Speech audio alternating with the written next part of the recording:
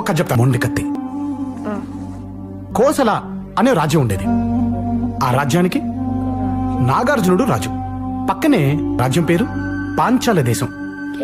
ఆ రాజ్యానికి బసవేశ్వరుడు అనేవాడు రాజుగా ఉండేవాడు.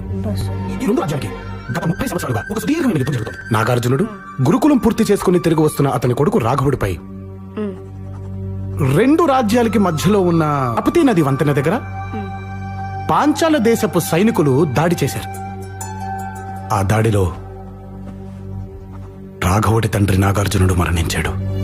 కాని రాఘవుడు తన ఒంటిపై పడాల్సిన కత్తిని సగానికి విరిచి మొండి కత్తితో తపతీ నదిని దాటి అక్కడే దగ్గరలో గట్టి పొదల్లో ఉన్న బసవేశ్వరుడి కంఠంలో ఈ మొండి కత్తిని దించాడు. తన తర్వాత తరాలకి దుస్థితి పట్టకూడదని రాఘవుడు తన దేశపు మంత్రితో మాట్లాడి రాజ్యాన్ని కత్తిని వదిలేసి వెళ్ళిపోయాడు.